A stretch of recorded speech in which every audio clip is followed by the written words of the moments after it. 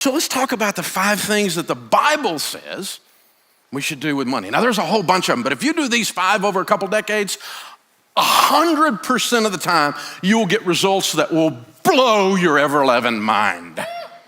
100% of the time. Because let me just tell you, if you plant corn, don't be shocked if corn grows. You reap. If you plant nothing and wait on the government, don't be surprised if you have mud. This is how it works. You are in charge of planting, and this is how we do it. The first thing is you get on a written plan. We call it a budget in the financial world. Jesus said, don't build a tower without first counting the cost, lest you get halfway up and you're unable to finish, and all who see you begin to mock you and say, this man began to build and was unable. Don't build a tower without first counting the cost. My friend Zig Ziglar used to say, if you aim at nothing, you will hit it every time.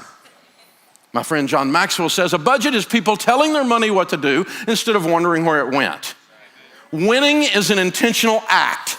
When the Super Bowl is over and the little reporter runs over and says, how did you win? The guy never goes, I don't know. I just got off the bus and this thing happened. Getting to the Super Bowl is an intentional act over decades of developing your skill. No one accidentally grows a bumper crop unless it's weeds. No one. So plant something, control the process, control the controllables, write it down. This is my plan. I'm gonna take care of my own household first, and we're gonna live this plan out, and we're gonna do this thing. It changes everything. The second thing is you need to get out of debt. Now, we knew Dave Ramsey was gonna say this. That's a fairly predictable thing coming out of my mouth.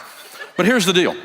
The borrower really is slave to the lender. The rich rules over the poor, and the borrower is slave to the lender. I've experienced that. I lost everything because I let other people have control over my life. You know what that's called?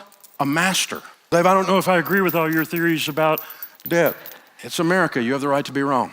My old pastor used to say, a man with an experience is not at the mercy of a man with an opinion.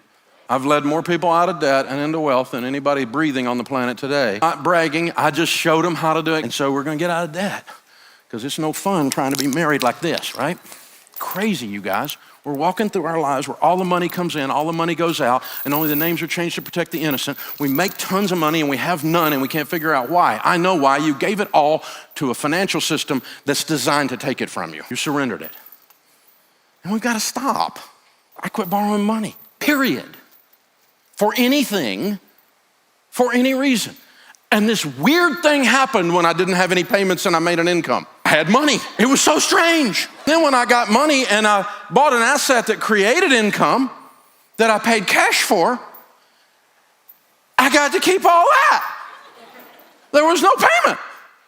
Except for what the government takes, but I mean, there was no payment. It was an amazing experience. And the first few years were tough because, there's stuff I wanted to do and I didn't have the money. And I had to learn this magic ancient word called no. Most people don't know this word. You press your tongue towards the roof of your mouth, you release air. No. It's tough. So, what I did was we got the scissors out and we said, no more. I'm not gonna play you guys' game anymore. You don't have any credit cards? No, not for 38 years. Well, 30 years. That's when I went bankrupt. They wouldn't give me one at first. And then later after they would give me, I didn't want it because I had learned this stuff from the Bible. And this is my wallet. Green president's faces. 4 pieces of plastic, my debit card on my business, my debit card for my home, my driver's license, and my handgun carry permit. I had a guy call me on the radio and he's like, you're gonna kill me. My truck payment. I said, how much is your truck payment? $763. You have a $700 truck payment? Yeah, I said, how much is your house payment? I live in a double wide, $550. I said, dude, if your truck payment is bigger than your house payment, you might be a redneck. The borrower is slave to the lender. You got to sell that truck, dude. It owns you. You don't own it. It sounded good at the time. And you and I both know the reason you called me is you just wanted somebody else to say it out loud with you, who's also done stupid, because I know what stupid looks like. Son, that's stupid. And I got to sell my truck. I said, what'd you just say? Of course I said you sell your truck. I didn't stutter. Thing owns you, man. This is crazy. Get you a truck that you can own instead of it owns you. This is just crazy. People, and that's foster high quality relationships. The Bible says, be not deceived. Evil company corrupts good habits. Did you know you become who you hang around with? You're around with. Studies say that your 10 closest friends over the next decade, your income will be within 10 to 15% of the average of your 10 closest friends. And some of you are going, I need some new friends. Well, maybe. I mean, you don't let your little son, your little Johnny run around with the weed head down the street because you know if you do, he's going to turn into a weed head, right? He comes home talking language we don't talk in our house. You go, where'd you pick that up? Because you didn't pick it up in here. You become who you hang around with. Be not deceived. Evil company corrupts good habits. So hang out with generous people, and you hang out with people who treat their wives with respect, men, and you will find men, wives with respect, and you'll start treating yours that way. It's an amazing thing that happens. It's a weird thing that happens. So choose carefully. Now, I'm not talking about being nice to someone or snubbing other people. I'm nice to anybody. I love people. I love people that are wrong even. I love people, okay?